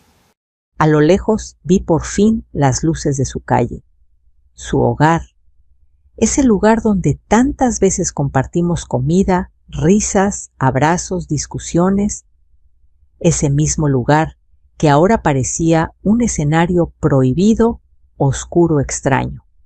Apagué las luces del auto unos metros antes de llegar. Respiré profundo una última vez. Abrí la puerta y caminé hacia la casa de mi hijo, que según todos estaba 6 pies bajo tierra. Con cada paso sentía que estaba cruzando el límite entre la vida y la muerte. Y en el fondo de mi ser una voz repetía: prepárate, Elena, porque nada volverá a ser como antes. La casa de Andrés se alzaba frente a mí, inmóvil, silenciosa, como si también estuviera conteniendo el aliento. Las cortinas estaban corridas, pero una tenue luz escapaba por una rendija en la ventana de la cocina. Mi corazón latía tan fuerte que creí que cualquiera dentro podría escucharlo. Di un paso más, luego otro. La grava crujió bajo mis zapatos, un sonido que me pareció un trueno en medio de la noche. Tranquila. Solo es una casa, intenté decirme. Pero nada en ese momento era normal. Al llegar a la puerta, levanté la mano para tocar. Dudé. Recordé cómo tantas veces había tocado allí, antes cargando una bolsa con comida casera, un pastel recién hecho, alguna sopa caliente. Siempre me abría mi hijo con una sonrisa. ¿Ahora? ¿Quién me abriría? Toqué. Nada. Toqué otra vez más fuerte. ¡Andrés!, murmuré casi sin voz. Si esto es un juego cruel, por favor termina ahora. Entonces la puerta se abrió lentamente desde adentro. Sentí que el mundo se detuvo. Allí frente a mí estaba él, mi hijo. De pie, con los ojos rojos, el rostro más delgado, la barba crecida, pero con la misma mirada que había visto desde que nació. Esa mirada que reconocería incluso en la oscuridad más profunda. «Mamá», susurró. No grité, no dije nada, no pude. Mi cuerpo no respondió. Las lágrimas comenzaron a caer por mis mejillas sin que yo pudiera contenerlas. Caminé hacia él temblando y extendí una mano para tocar su rostro, como si temiera que fuera un espejismo. Su piel estaba tibia.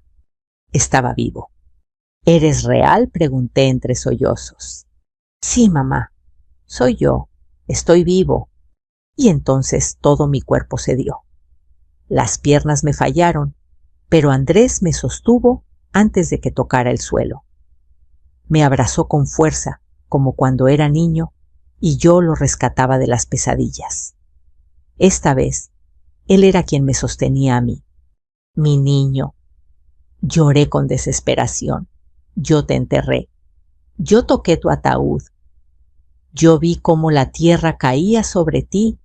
Lo sé, mamá. Lo sé todo. Y lo siento. No tuve otra opción. Me llevó suavemente al interior de la casa.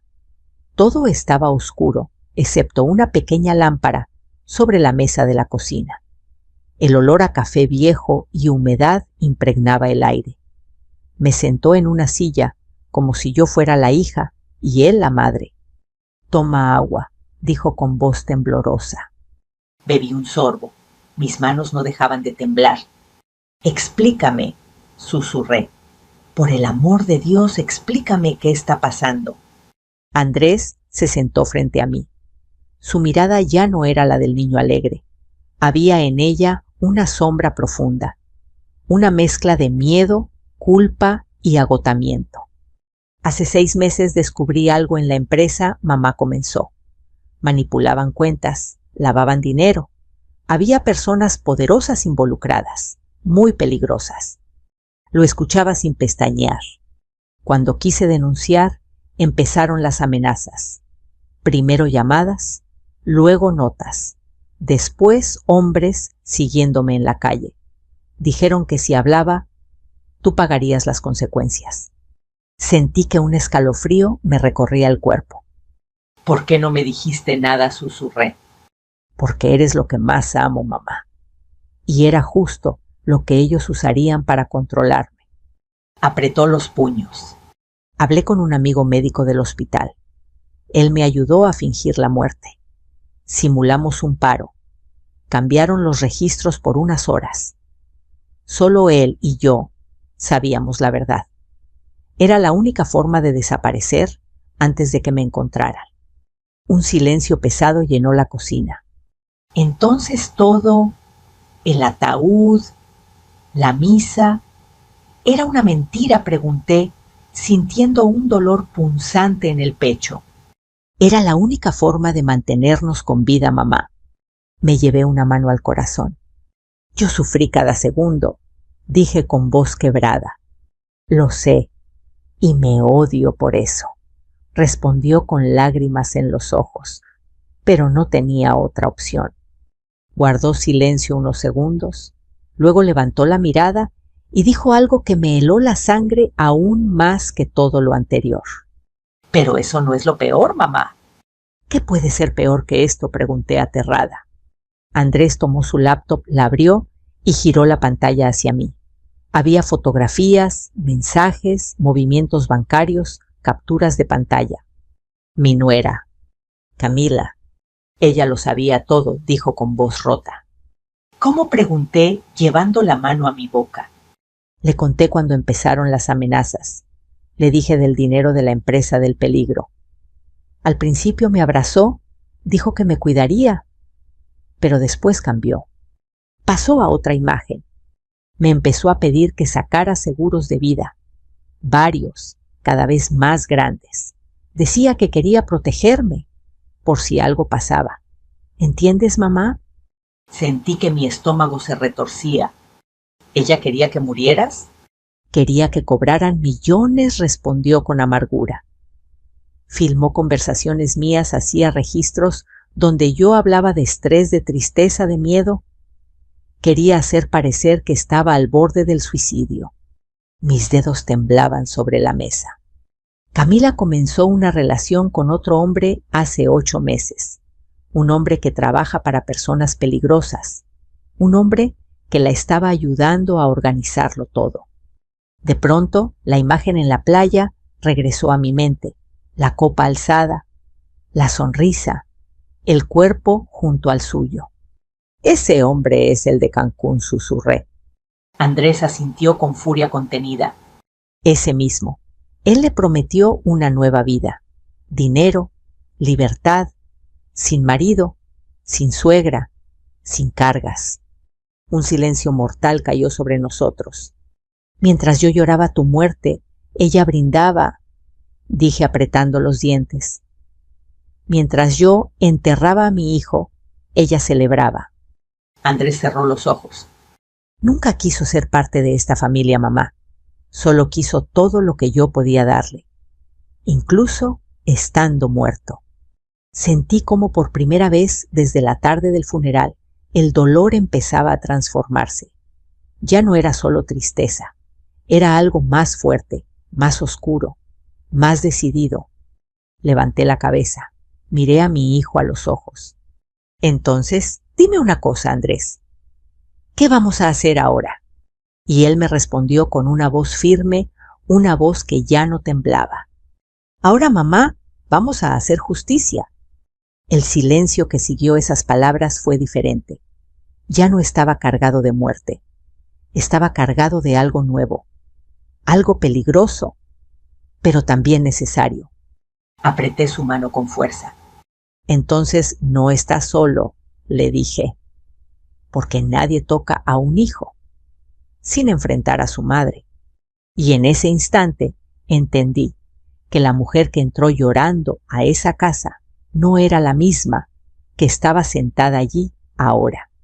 Algo dentro de mí había despertado y no iba a detenerse. No supe en qué momento dejé de sentir frío en la piel y comencé a sentir hielo por dentro. Miré las imágenes en la pantalla de la computadora de Andrés una tras otra, como escenas de una película que jamás quise ver. Nombres, fechas, cifras.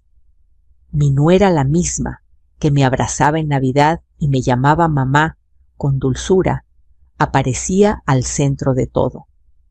Cada documento, cada mensaje, cada transferencia bancaria llevaba su firma invisible.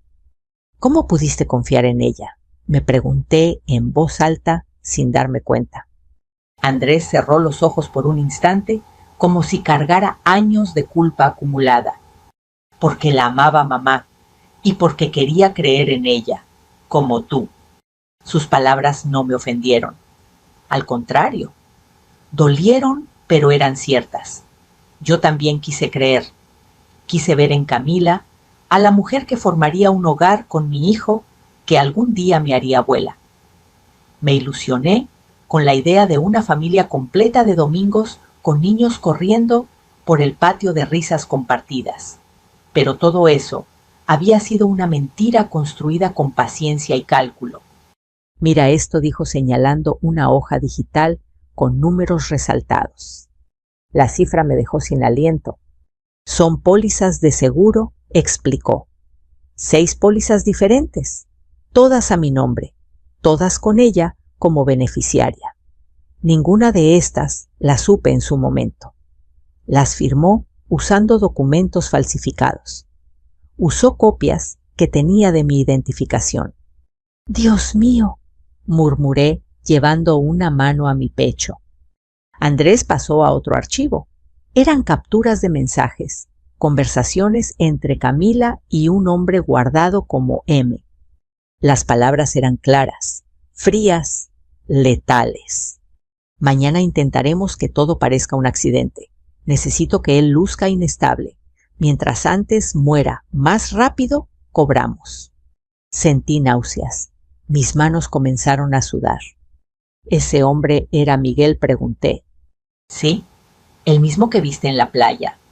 Mi estómago dio un vuelco. Un nombre que creí insignificante ahora se había convertido en una sombra amenazante. Miguel, el hombre del jardín, el hombre que saludaba con cortesía cuando regaba las plantas, el hombre que me ofrecía cargar mis bolsas cuando yo visitaba a Andrés y a Camila. Él no era solo un amante, dijo Andrés con voz seca. Era parte del plan. Sabe cómo sacar dinero, cómo manipular mujeres, cómo desaparecer cuando todo estalla. Se levantó de su silla y comenzó a caminar por la cocina. Fue él quien le sugirió que me hiciera parecer débil, que grabara mis crisis, mis noches sin dormir, mis momentos de ansiedad. Quería que todos creyeran que yo iba a matarme por la presión. Así mi muerte parecería natural. Trágica, sí, pero creíble. Cerré los ojos. Recordé los días en que Andrés parecía apagado. Sus manos temblaban, su mirada perdida. Yo creía que era estrés por el trabajo, quizás problemas con su matrimonio. Nunca imaginé que estaba siendo observado, grabado, marcado para morir. La ayudó a investigar métodos, continuó Andrés. Envenenamientos lentos, caídas que parecen accidentes, medicamentos mezclados. Lo busqué porque sospeché. Y cuando encontré todo, supe que tenía que desaparecer. Miré a mi hijo. Lo vi diferente. No solo como el niño que crié, sino como un hombre que había enfrentado la muerte sin que yo lo supiera, sin que yo pudiera abrazarlo. Y el dinero, pregunté en un hilo de voz. Andrés volvió a sentarse frente a la computadora. El dinero ya comenzó a moverse. En cuanto me declararon muerto, las pólizas se activaron. Los pagos debían hacerse en las próximas semanas. Camila estaba tan segura que ya había transferido parte a cuentas en el extranjero. Abrió otro archivo: transferencias a Cancún, pagos a hoteles, compras de joyas, regalos caros. Un depósito especial marcado como Miguel. Ella estaba celebrando antes de haber cobrado todo. Creía que el mundo era suyo. Un silencio amargo nos envolvió. Yo no sabía si llorar, gritar o romper aquella computadora contra la pared. Lo único que hice fue tomar la mano de Andrés. ¿Qué vas a hacer ahora, hijo?, le pregunté. Él me miró fijamente. Sus ojos ya no mostraban miedo, sino una determinación que jamás le había visto. No puedo salir oficialmente a la luz todavía, mamá. Si descubren que estoy vivo antes de tiempo, todo se viene abajo. Pero tampoco puedo permitir que Camila salga impune. Respiró hondo. Voy a denunciar la estafa, anónimamente, a través de un contacto en la fiscalía. Cuando comiencen a investigar, congelarán sus cuentas. El dinero que cree suyo dejará de existir de la noche a la mañana. Mis labios temblaron. ¿Y luego? Luego, cuando ella esté desesperada, cuando no tenga dónde esconderse ni con qué pagar, aparecerá la verdad. Y yo también. Me quedé callada. Escuché el zumbido del refrigerador, el latir de un reloj viejo al fondo del pasillo. Cada sonido parecía marcar una cuenta regresiva. ¿Me estás pidiendo que mienta por ti?, le pregunté. Andrés asintió lentamente. Solo por un tiempo, mamá.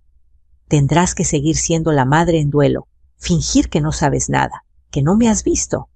Cuando todo esté en su punto, acabaré con esta mentira. Lo miré durante varios segundos. Miré a aquel niño que nació de mi cuerpo. El hombre que casi perdí para siempre. El hombre a punto de enfrentarse con la misma mujer que juró amarlo. No será fácil, dije. Pero nadie toca a un hijo mío y queda libre, ni siquiera la mujer que él eligió. Sus ojos se humedecieron. ¿Me ayudarás? Tomé su rostro entre mis manos con ternura y firmeza. No solo te ayudaré, Andrés, respondí. Haré todo lo que haga falta para que la verdad salga a la luz. Y en ese momento la mujer temerosa que había enterrado a su hijo desapareció por completo. En su lugar surgió una madre dispuesta a proteger, a luchar, a enfrentar el infierno si era necesario. Una madre herida es peligrosa, pero una madre consciente es imparable. Nos quedamos en silencio unos minutos más. Él cerró la computadora. Yo miré mis manos arrugadas, marcadas por los años, por el trabajo, por la vida. Y por primera vez, desde que comenzó todo, no sentí debilidad en ellas. Sentí fuerza, sentí fuego. Dime qué hacer, le pedí en voz baja. Andrés levantó la mirada y dijo con firmeza: primero, mamá, tenemos que dejar que Camila crea que ganó. La tormenta apenas comenzaba. Volví a mi casa esa noche, con el alma partida en dos mitades que no parecían pertenecer al mismo cuerpo. Por un lado, la madre que acababa de reencontrarse con su hijo viva, respirando con el pulso firme bajo mis dedos. Por el otro, la mujer que aún debía fingir que lo había perdido para siempre, que debía seguir siendo la viuda sin nietos, la suegra abandonada, la anciana rota que todos esperaban ver. La calle estaba desierta cuando apagué el motor del auto. Nadie imaginaba que a pocos metros de allí, en otra casa, el muerto respiraba en silencio oculto, como un secreto enterrado que estaba a punto de salir a la superficie. Entré y la oscuridad me dio la bienvenida como una vieja amiga. Encendí una lámpara pequeña para no herir mis propios ojos con demasiada luz. Sobre la mesa del comedor seguía la fotografía de Andrés rodeada de velas apagadas. La tomé entre mis manos. Perdóname, hijo mío, susurré, por haber llorado tu muerte sin saber que la vida aún latía en ti. La guardé en un cajón. Ya no necesitaba verla como un recuerdo eterno, porque Andrés no era un recuerdo. Era presente, era carne, era voz. Era una verdad que debía esconder, pero que me llenaba de una fuerza nueva, ardiente, primitiva. Esa noche no dormí. Cada vez que cerraba los ojos, veía el rostro de Camila riendo bajo el sol, su copa alzada, su sonrisa insolente. Veía a la mujer que una vez me abrazó, llamándome mamá, ahora convertida en una extraña, en una enemiga, en un monstruo disfrazado de elegancia. Al amanecer el teléfono sonó. Su nombre apareció en la pantalla. Camila. Mi corazón dio un salto seco. La primera llamada.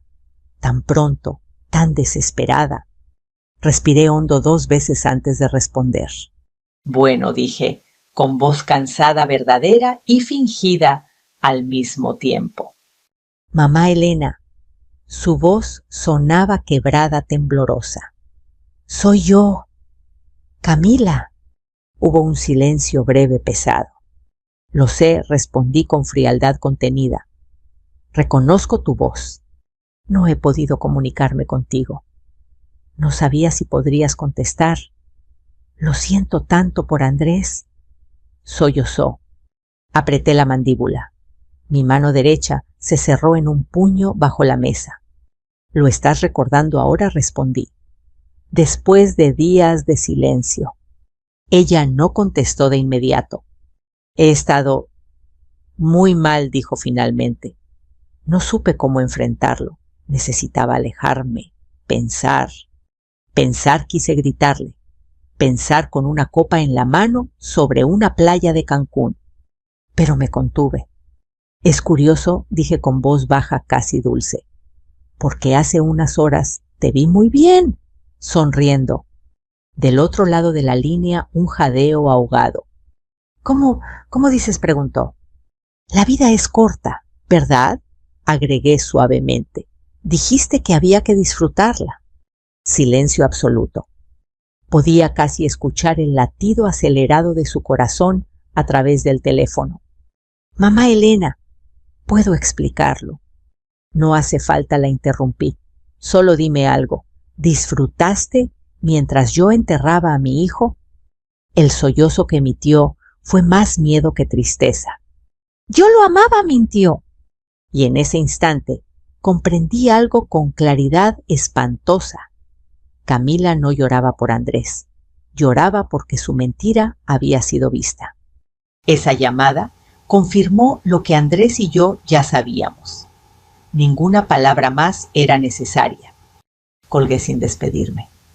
Pocos minutos después sonó nuevamente. La ignoré. luego una tercera, una cuarta. Mensajes, audios, súplicas. No respondí. Ahora la información valía más que cualquier confrontación. Caminé hasta la ventana. Afuera el mundo seguía girando, igual un niño cruzaba la calle en bicicleta, una mujer barría su banqueta, un perro dormía al sol. Nadie sabía que dentro de mi pecho una guerra silenciosa acababa de comenzar. Saqué un cuaderno viejo del cajón, el mismo donde escribía recetas, números telefónicos de familiares recuerdos de juventud. Esa mañana lo convertí en algo nuevo. Un registro. Escribí la hora de la llamada, sus palabras, su tono, su miedo, cada detalle. Ahora, además de ser madre, me convertía en testigo. Más tarde, me reuní con Andrés en el mismo lugar acordado, un pequeño cuarto, improvisado, oculto detrás de la vieja casa de un vecino amigo. Al verme llegar, me tomó las manos. ¿Te llamó?, me preguntó. Sí, asentí, y confirmó todo. Le conté cada palabra, cada temblor en su voz, cada pausa cargada de mentira. Andrés escuchaba en silencio atento. Es perfecto, dijo después. Su miedo ya comenzó. Cuando congelan sus cuentas, cuando no pueda pagar su hotel en Cancún, su verdadera naturaleza saldrá por completo. Mi hijo abrió su computadora y me mostró un mapa con movimientos bancarios. Las transferencias comenzarían a bloquearse al día siguiente. Harán una búsqueda formal, explicó. Tendrá que volver. Y ahí comienza la segunda parte del plan. Lo miré fijamente. ¿Qué parte me toca jugar ahora?, pregunté. Él exhaló lentamente. Seguir siendo mi madre en luto, mostrar debilidad, permitir que Camila crea que puede manipularte. Solo así confiará y cometerá su último error. Asentí. Si eso ayuda a que se haga justicia, respondí. Puedo ser la mujer más débil del mundo. Por fuera.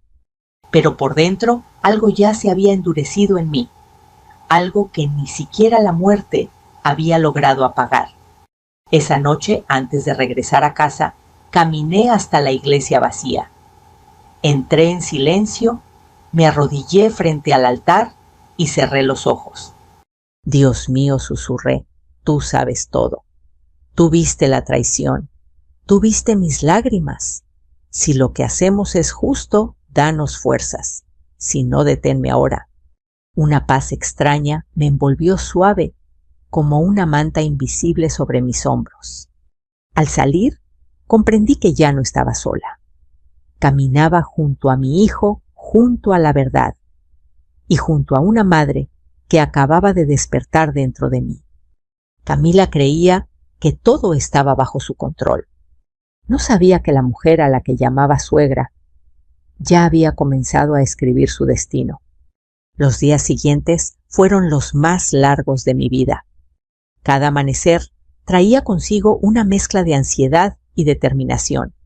Yo seguía saliendo a comprar el pan, regaba mis plantas, respondía a los saludos de los vecinos como si nada hubiera cambiado. Pero por dentro, cada movimiento mío estaba calculado. Cada gesto de aparentar fragilidad era parte del plan que estábamos construyendo Andrés y yo. Mientras tanto, Camila dejó de subir fotos.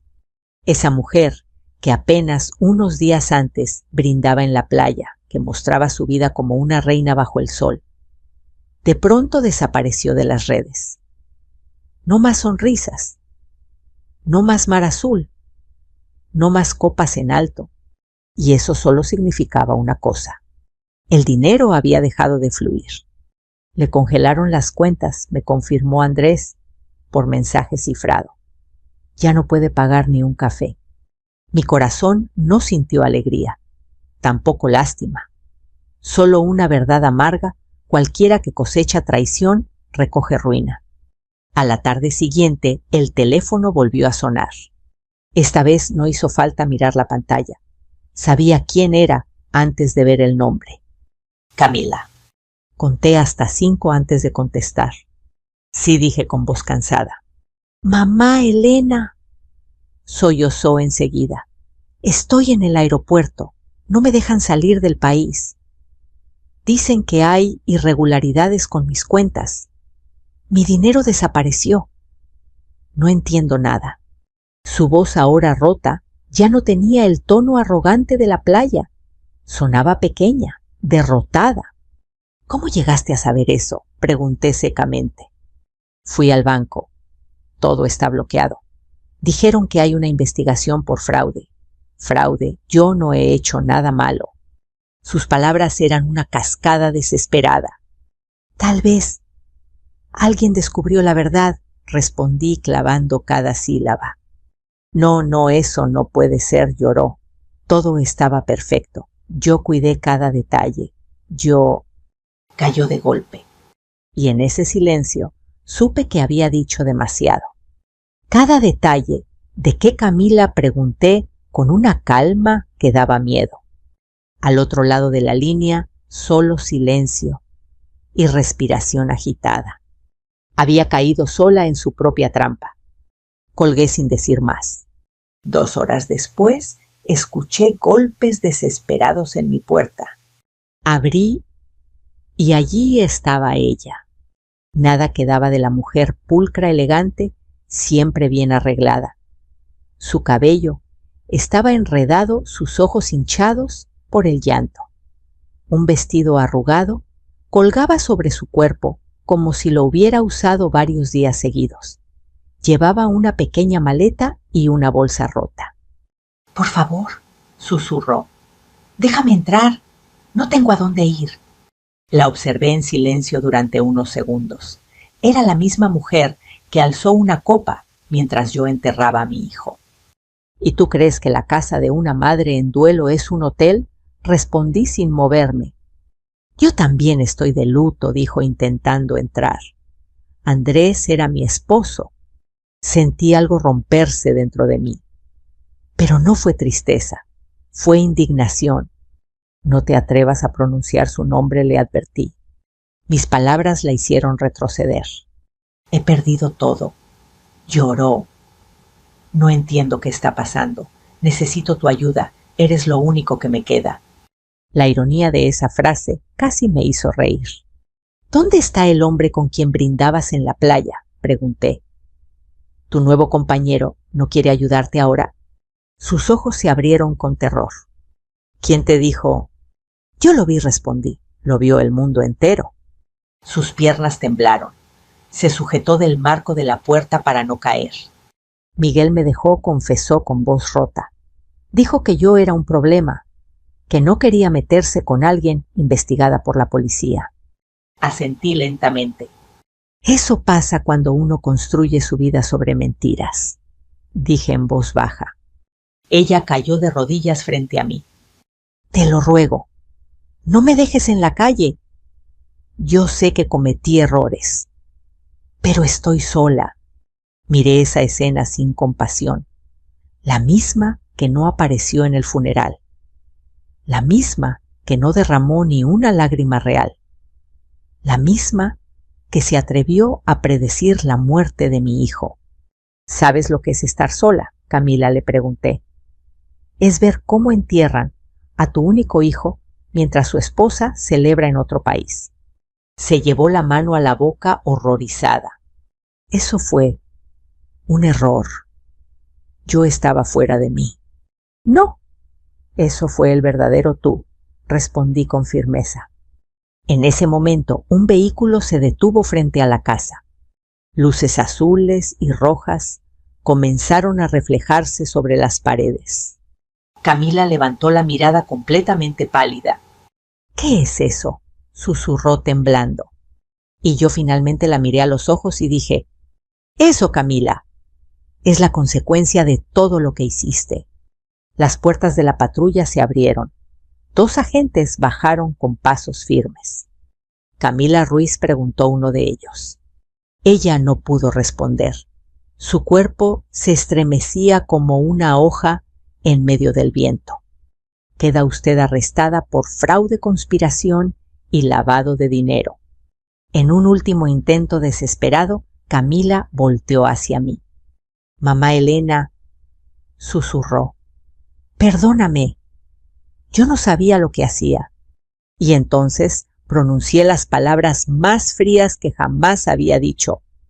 Yo tampoco sabía que eras un monstruo. Los agentes la esposaron y la levantaron. Mientras la llevaban a la patrulla, ella giró una vez más su rostro como buscando alguna compasión en mis ojos. No la encontró. Solo encontró la mirada de una madre que por fin estaba haciendo justicia por su hijo. Las sirenas desaparecieron calle abajo. Yo cerré la puerta lentamente. El silencio regresó. Pero ahora ese silencio no pesaba. Ahora era libertad en forma de silencio.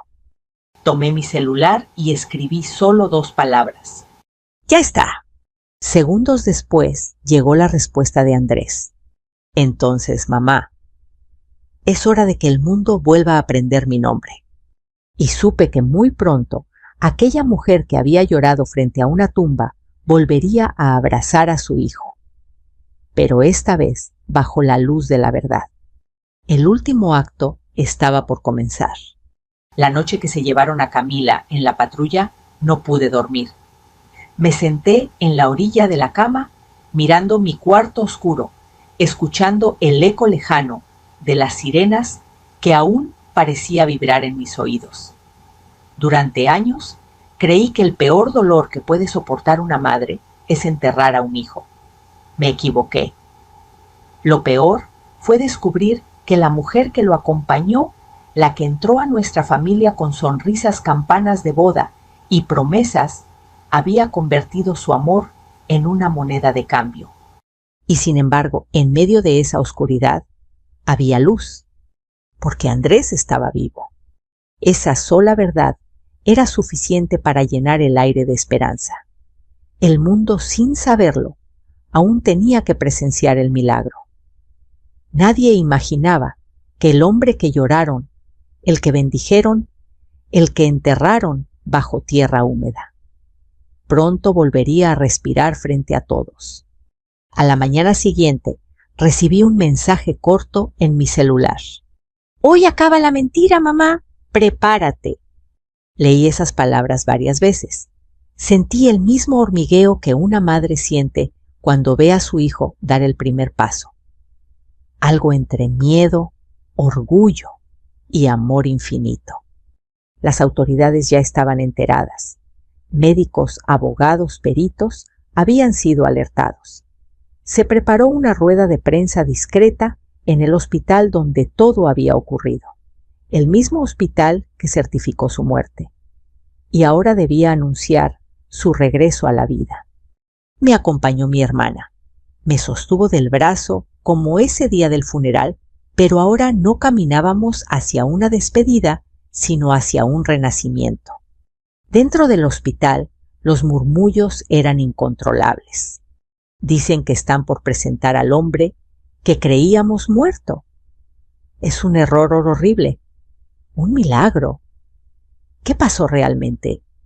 Había cámaras, micrófonos, personas empujando, intentando ver. Y entonces la puerta se abrió.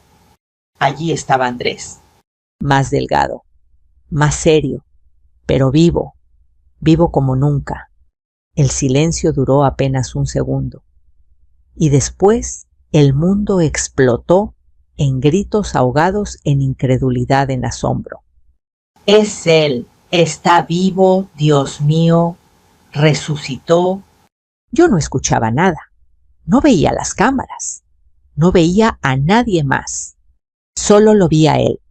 Y corrí. Corrí como cuando era niño y se perdía en el mercado. Lo abracé con tanta fuerza que sentí su corazón latir contra el mío. No eran latidos imaginarios, eran reales, cálidos, vivos. Hijo mío, susurré entre lágrimas. Mi niño volvió. Nunca me fui del todo, mamá me dijo bajito. Siempre te escuché incluso desde la oscuridad. Las cámaras captaron aquel instante, y aunque mi historia ya no era privada, no me importó, porque lo único que veía era a mi hijo de vuelta en mis brazos. Horas después, la noticia recorrió todo México. Las pantallas repitieron una y otra vez: el hombre que fue enterrado vivo está con vida. Pero detrás del milagro también llegó la verdad oscura. Se revelaron las investigaciones contra Camila, los seguros falsos, las cuentas bloqueadas, las pruebas firmes de su traición, su conspiración, su ambición enfermiza. En la corte, ella ya no tenía la sonrisa altiva de las fotos, no tenía la copa, no tenía la playa, solo un uniforme gris, esposas en las muñecas y una mirada vacía. Cuando me llamaron a declarar, la miré de frente por última vez. «Mírame», le pedí con calma. «Mírame como lo hacías en mi cocina cuando me llamabas mamá». Sus ojos se llenaron de lágrimas verdaderas. «Demasiado tarde. ¿Qué hiciste con ese amor que yo te ofrecí, como si fueras mi hija?», pregunté. «¿Cómo pudiste buscar dinero en lugar de vida?». No respondió, porque no quedaban explicaciones que pudieran salvarla. Fue condenada a 12 años de prisión. 12 años para pensar, 12 años para recordar, 12 años para entender que hay traiciones que cuestan una vida, aunque la vida, en este caso, haya logrado regresar. Meses después, Andrés comenzó de nuevo. Cambió de trabajo. Se mudó a otra ciudad. Empezó a ayudar a personas que, como él, habían sido víctimas de corrupción y engaños. Transformó su dolor en un propósito. Y yo volví a escuchar su risa en la cocina. Volví a preparar café para dos. Volví a ver su sombra pasar por el pasillo. Volví a sentir que la vida aún podía ofrecerme algo bueno.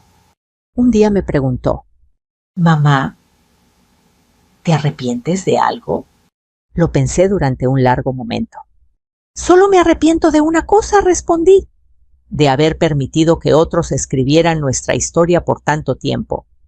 Tomé sus manos, esas manos que yo sostuve de bebé, que creyeron frías bajo una tumba, que ahora estaban tibias otra vez.